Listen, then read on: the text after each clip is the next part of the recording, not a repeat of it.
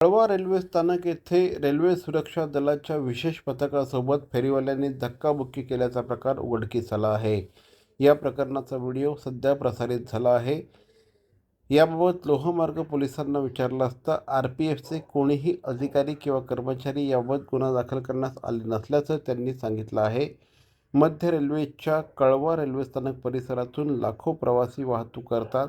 येथील प्रवाशांना चालण्यासाठी बनवण्यात आलेल्या पदपथावर फेरीवाल्यांकडून वस्तूंची विक्री केली जाते। बुधवारी RPFचे विशेष पथक आल्यानंतर त्यांनी फेरीवाल्यांना याबाबत जाब विचारला।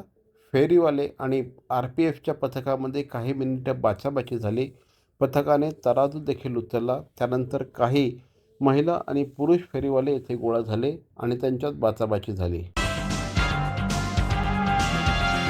भवानी ज्वेलर्स ठाणे, पारंपरिक आणि आधुनिक दागिन्यांचा अप्रतिम संगम। प्रत्येक स्त्रीची पहिली पसंती भवानी ज्वेलर्स ठाणे। नक्की भेट द्या।